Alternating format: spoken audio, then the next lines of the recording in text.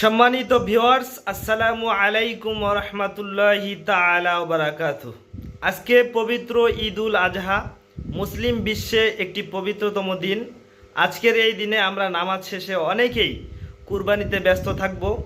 পশু কুরবানি দিয়েই আমাদের কিন্তু শেষ ঠিকানা, এটা চিন্তা করলে হবে না। আমাদের মনের পশুটিকে আগে কিন্তু কুরবানি দিতে হবে। পশু কুরবানির অর্থ হচ্ছে স্যাক্রিফাইস।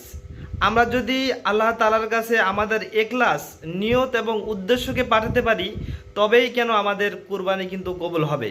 তাছাড়া পশুর রক্ত বা মাংস আল্লাহ তাআলার কাছে কিন্তু পৌঁছায় না।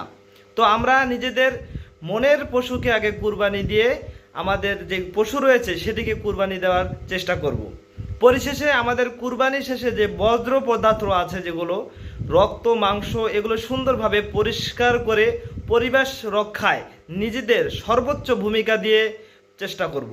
সে প্রত্যাশায় আবারও সবাইকে পবিত্র ঈদুল আজহার শুভেচ্ছা। সবাইকে ঈদ মুবারক।